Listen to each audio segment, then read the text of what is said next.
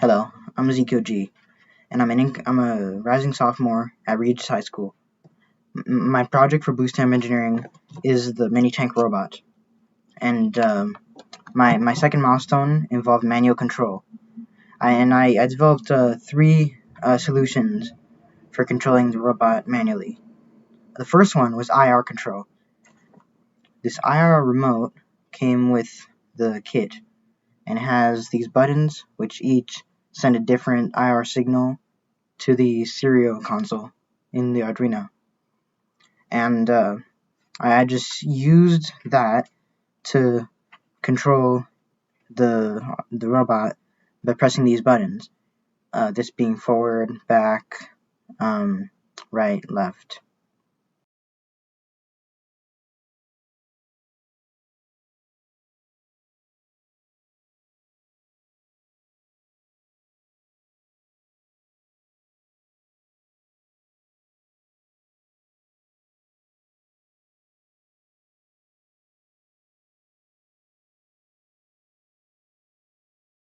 Uh, so the IR remote is a pretty okay solution to driving. However, it has two very big flaws. The one is that it requires direct line of sight, which you aren't always going to have when controlling the robot. And two, the distance drop off for controlling it is very high.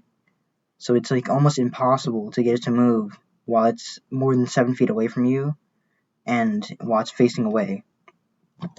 Mostly because the IR receiver is right there at the front of the robot. So if it's facing away from you, it's going to be significantly more difficult to actually control it. So for that reason, I turned to Bluetooth, and the robot actually came with a Bluetooth module.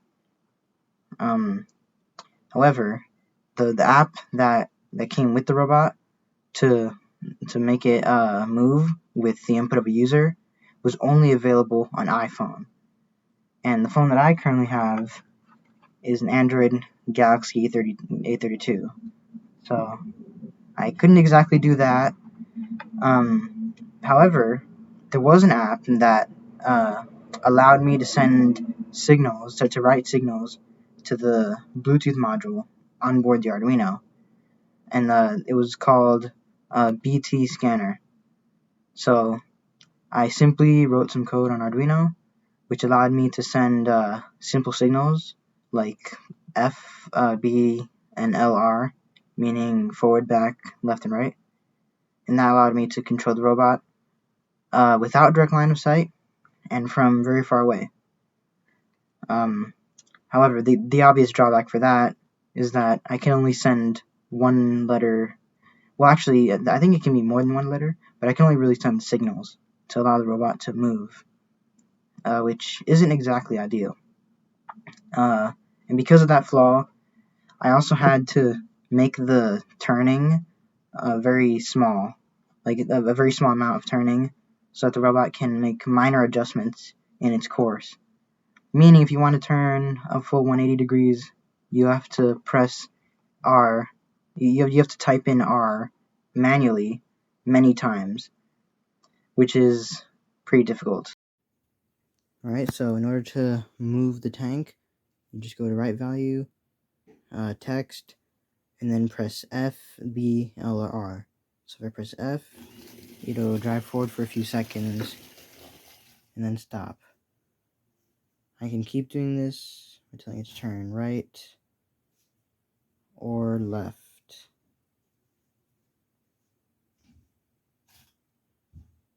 And I can tell it to go backwards. I made the backwards a little bit shorter to make maneuvering easier.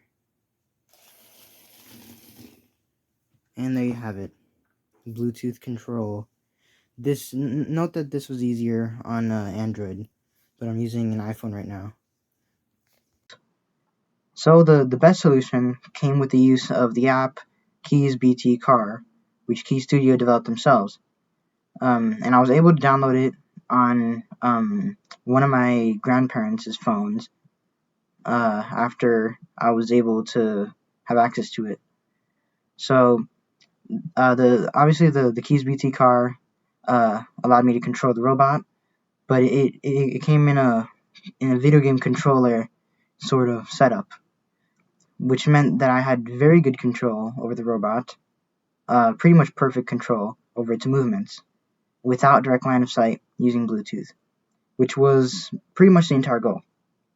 So pretty much the only difference between the second solution and the third one is that the third solution allows for more full control of the robot's movements. And here's the BT Car app, which seemingly only works on iPhone, and is a better alternative to the other type Bluetooth control because it allows for full control and easier maneuverability. So you press forward, it goes forward, left, right, and back. Pretty cool.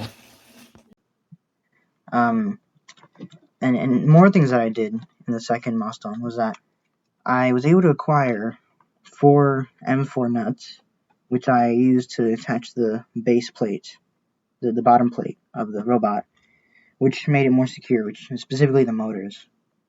They're no longer just sitting there without any support from the bottom plate. And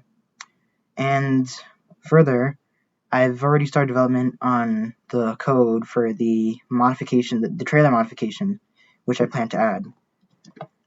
So it's going to use an ultrasonic sensor represented here and a servo represented here. So if you press this button, it opens the box. This represents its closed position. That's its open position. If the distance it detects is less than the box's length, then it closes the box, as you can see here. Open it, and then you have the distance. If you open it, it detects a distance and then closes, just like that.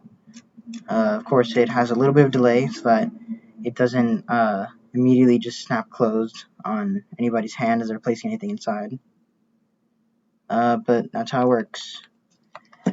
So hopefully by next week I should be able to acquire the parts for the trailer modification and be able to assemble it, along with some other modifications that I've been thinking of, such as a camera that interacts with the Arduino board and obstacle avoidance.